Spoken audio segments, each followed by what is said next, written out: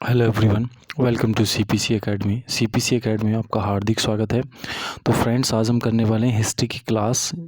14वीं class है आपकी history की, जिसमें आज हम पढ़ेंगे मुग़ल शासन के बारे में हम पढ़ेंगे। इससे पहले हमने हिस्ट्री की 13 क्लास कर ली थी, और ये जो 13 की 13 क्लास हैं ये UP PAT complete study material 2022 के हिसाब से बनाई गई हैं। और यूपी पैट का जो हमारी सीपीसी एकेडमी पर कंप्लीट क्लासेस चल रही हैं, तो आपको वो वाली वीडियो देखनी है। और अगर आपने नहीं देखी है तो प्लीज़ हमारे प्लेलिस्ट में जाकर यूपी पैट की और वो सारी वीडियो देख सकते हैं और उसका लाभ उठा सकते हैं। इस बार जो हमारी तैयारी है उसका हम टारगेट लेके चले हैं पूरे अंकों का। तो हमारा जो टारगेट है कि हमें 75+ नंबर लेके आने हैं आपका यूपी पैट में। और अगर क्लास स्टार्ट करने से पहले अगर आपने अभी तक हमारा चैनल सब्सक्राइब नहीं किया है तो प्लीज़ हमारे चैनल को सब्सक्राइब कीजिएगा और बेल आइकन का बटन ज़रूर दबाइए, जिससे कि आने वाली लेटेस्ट वीडियो आपको सबसे पहले मिले और आप उसका एग्ज़ाम में बेहतरीन तरीके से लाभ उठा पाएँ। तो देखो, आज का जो थॉट्स है वो है कि कार्य ही जो है सफलता की बुनियाद है। अगर आप कोई भी कार्य करते हो तभी आप सक्सेस होगे, या आप ड्रीम देखने से सक्सेस नहीं होगे। अगर आप किसी कार्य को अच्छे से, सच्चे मन से, सच्ची शिद्दत से, ऑनेस्टी के साथ आप उस कार्य में लगे रहते हो तो गारंटी आपको क्या मिलेगी? सफलता मिलेगी। तो कार्य ही सफलता की क्या है? बुनियाद है। नेक्स्ट देखो, अब हम स्टार्ट करेंगे। टाइम वेस्ट बिना नहीं करना, सीधा एक टॉपिक पढ़ेंगे मुगल वंश। और मुगल वंश में आज हम पढ़ने वाले हैं बाबर। देखो, बाबर जो था इसे मुगल वंश का क्या माना जाता है? संस्थापक माना जाता है। बाबर का वैसे वास्तविक नाम या बाबर का जो दूसरा नाम था वो जिनुद्दीन महमूद था। क्या नाम था? जिनुद्दीन महमूद था। बाबर का जन्म 14 फरवरी 1483 को हुआ था। एक फ़रगना के एक छोटे से राज्य में हुआ था। और फ़रगना कहाँ पर इस टाइम? उज्बेकिस्तान में। इसके पिता का नाम उमर शेख, माता का नाम कुतुब निगार खान थी, जो चंगेज खां की क्या थी? वंशज थी। इसलिए बाबर को क्या कहा जाता है? तुर्क और मुसलमानों का क्या कहा जाता है? दोनों का खून कहा जाता है, या उन दोनों खूनों का क्या है? मिश्रण था आपका बाबर। अब बाबर की हम बात करें तो 11 वर्ष की आयु में बाबर ने क्या करा? 11 वर्ष की आयु में 1494 में यह बन गया था आपका फरगना का शासक। तो देखो, कितनी कम उम्र में, मात्र 11 साल की उम्र में बाबर आपका क्या बन गया था? राजा बन गया था। और इसने 1501 ईस्वी में बाबर ने समरकंद जीत लिया था। और बाबर ने देखो काबुल और गजनी पर क्या कर लिया था? अधिकार कर लिया। उसके बाद फिर 1507 में इसने मिर्ज़ा की उपाधि त्याग दी थी। और किसकी उपाधि धारण करी थी इसने? बादशाह की उपाधि धारण करी थी आपके बाबर ने। बाबर ने एक वंश भी आपका की स्थापना करी थी। उस वंश को कहते हैं आपका चिगतताई तुर्क। क्या बोलते हैं? चिगतताई तुर्क बोलते हैं। जिस वंश की स्थापना किसने करी? बाबर ने करी। बाबर देखो, उसने कभी भी वैसे भारत पर आक्रमण करने की नहीं सोची थी, लेकिन वो भारत पर आक्रमण करने के लिए देखो मजबूर क्यों हुआ? क्योंकि उसके जो पड़ोस के शासक थे, जो उसके पास वाले शासक थे, वो एक दूसरे से हमेशा युद्ध करते रहते थे। तो इसलिए बाबर ने सोचा कि वो युद्ध करके कहाँ की तरफ शिफ्ट हो? भारत की तरफ शिफ्ट हो।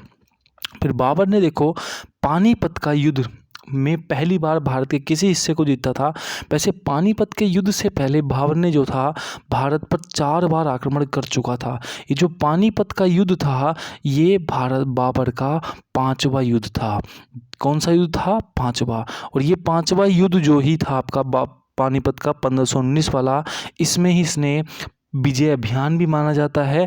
और इसने बेड़ा के किले को इसने 5वें युद्ध में, मतलब पानीपत के युद्ध में जीत लिया था। और इसने जिस किले को किससे जीता था? बारूद से और तोपों के। बारूद और तोपों का प्रयोग करा था बाबर ने। और पहली बार किसी व्यक्ति ने बारूद का प्रयोग करा और तोप का प्रयोग करा था, तो वो कौन व्यक्ति था आपका? वो बाबर ही था। बाबर ही था। बाबर का देखो, अगर फेमस या पूछा जाए कि प्रसिद्ध शहर या पसंद शहर कौन सा था, तो वो काबुल था। कौन सा था? काबुल। काबुल बाबर को बहुत ज़्यादा पसंद था। ठीक है, इसलिए काबुल में जब उसने युद्ध जीत लिया तो युद्ध के बाद उसने हर काबुल के व्यक्ति को क्या दिया था? एक चांदी का सिक्का भी गिफ्ट में दिया, दान में दिया था। जिसे इसलिए फिर जो आपका बाबर था उसको कालंदर या दानी की उपाधि भी उसने प्राप्त कर ली थी आपके बाबर ने। बाबर देखो फिर बाबर ने जो है भारत में रहने की योजना बनाई, जिसका विरोध किसने करा? आपका राणा सांगा ने करा था। और 1527 में खानवा के युद्ध में, खानवा कहाँ था? आगरा के पास एक समीप स्थल था।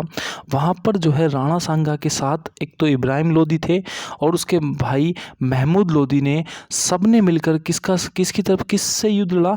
बाबर से युद्ध लड़ा। देखो बाबर की सेना भले ही कमज़ोर थी, लेकिन बाबर जो था को ये मुकाबला कैसा था? जीतना था। इसलिए बाबर ने अपने सैनिकों का मनोबल बढ़ाया और सैनिकों पर उस टाइम एक टैक्स लगता था, उसका नाम था तगमा नामक टैक्स। जो तमगा नामक टैक्स था उसको बाबर ने क्या कर दिया? ख़त्म कर दिया। और क्योंकि बाबर को जो है युद्ध जो था वो हर हाल में जीतना था, और पहली बार बाबर ने एक शब्द का इस्तेमाल भी करा, जिहाद शब्द का। तो जिहाद शब्द का भी पहली बार बाबर ने खानवा के युद्ध में ही क्या करा था? प्रयोग करा था ये शब्द। और फिर होता क्या है कि बाबर ने अपने सैनिकों पर मदिरा पाने से रोक लगा दी, और बाबर की जो सेना थी वो इतनी बहादुरी से लड़ी कि जिस युद्ध को नामुमकिन था जीतना, उन्होंने उस युद्ध को क्या कर लिया? जीत लिया। किसके? खानवा के युद्ध को जीत लिया। फिर बाबर ने युद्ध जीतने के बाद गाजी की उपाधि, मतलब युद्ध का विजेता की उपाधि क्या थी? धारण करी थी।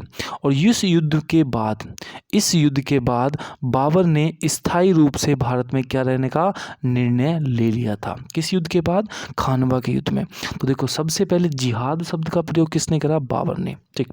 फिर 1528 में बाबर ने क्या करा? चंदेरी के युद्ध में मेदिनी राय को पराजित किया। फिर 1529 में घाघरा के युद्ध में बिहार तथा अफगान की संयुक्त सेना को पराजित करा था इसने 1529 में, और इसका नेतृत्व कर रहे थे महमूद लोदी। अब बाबर ने देखो अफ़गानों का भी सामना करा था, लेकिन अफ़गानों का इसने पूर्णतः सामना नहीं करा था। फिर इसका जो पुत्र आएगा हुमायूं, सबसे बड़ा पुत्र जिसको राजा बनाएगा, उसके सामने ये अफ़गानों ने बड़ी क्या रखी थी? समस्याएं कर दी थी। अब होता क्या है, 26 दिसंबर 1530 को बाबर की हो जाती है मृत्यु। अब बाबर की जब मृत्यु हो गई तो उसे दफनाया गया आपका आगरा के आराम बाग में उसे दफनाया गया। लेकिन अकबर के समय इसकी जो कब्र थी कौन सी? आगरा में आराम बाग में, उसको वहाँ से स्थानांतरित करके कहाँ भेज दिया गया? काबुल। क्योंकि काबुल जो था वो बाबर का क्या था? पसंदीदा शहर था, और उसकी इच्छा भी थी कि उसे मरने के बाद कहाँ दफनाया जाए? आपका काबुल में दफनाया जाए। बाबर को चार बाग शैली का जनक भी कहा जाता है। बाबर को चार बाग शैली का जनक भी कहा जाता है। और बाबर ने अयोध्या में बाबरी मस्जिद का निर्माण करा था। तो बाबरी मस्जिद का निर्माण किसने करा? तो करा था बाबर ने। और इस मस्जिद का जो वास्तुकार था जिसने बनाई थी वो मीर बाकी था। कौन था? मीर बाकी था, जिसने ये क्या बनाई थी? आपकी मस्जिद बनाई थी, बाबरी मस्जिद। और बाबर ने अपनी आत्मकथा भी लिखी है जिसका नाम है तुजुक ए बाबरी, जो किस भाषा में लिखी हुई है? तुर्की भाषा में लिखी हुई है। किस भाषा में? तुर्की भाषा में लिखी हुई है। जिस वक्त भारत पर आक्रमण करा था बाबर ने, उस समय 5 तो आपके मुस्लिम शासक थे भारत में, और 2 आपके हिंदू राज्य थे। कितने? 5 हिंदू शासक, 5 आपके मुस्लिम शासक थे, और कितने? 2 आपके हिंदू शासक थे। और बाबर की जो तुजुक ए बाबरी आत्मकथा है वो तुर्की भाषा में है। लेकिन अब्दुल रहीम खाना ने इसके अकबर के कहने पर, मतलब उसका पोता आएगा क्योंकि हुमायूं का पुत्र था अकबर, उसके कहने पर इसका क्या करा था? फ़ारसी में आपका अनुवाद करा था।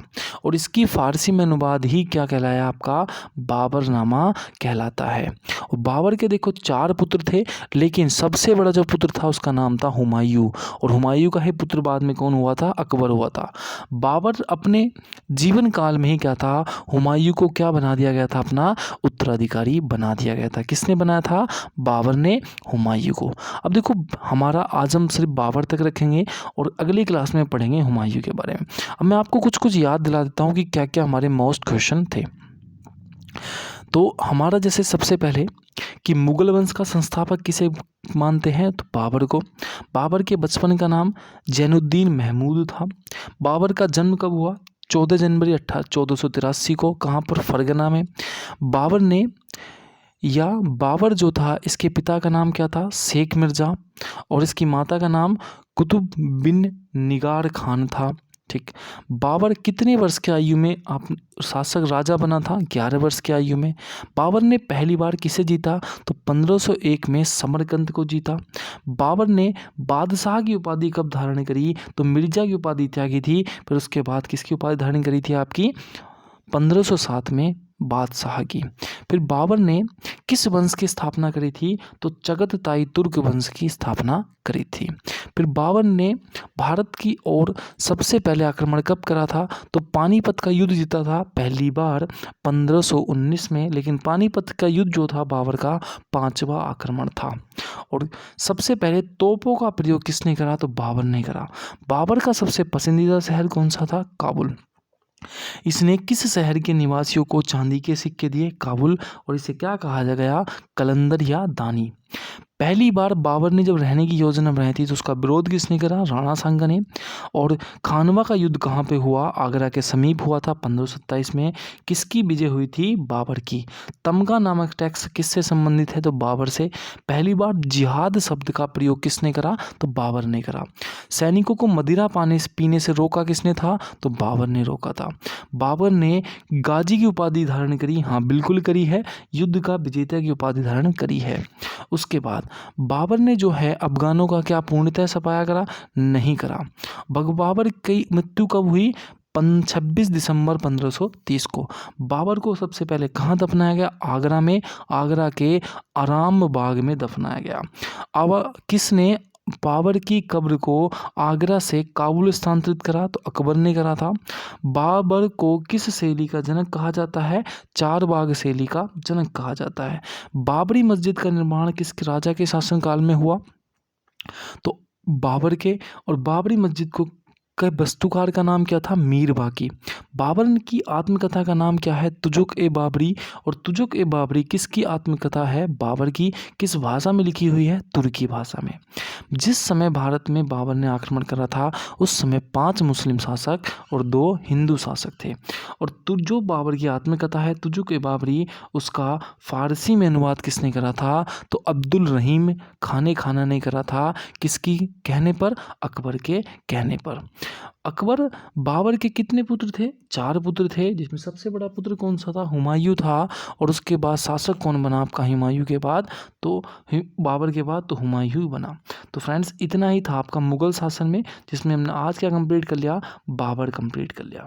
तो ये वीडियो आपको कैसी लगी हमें कमेंट बॉक्स में बताना है।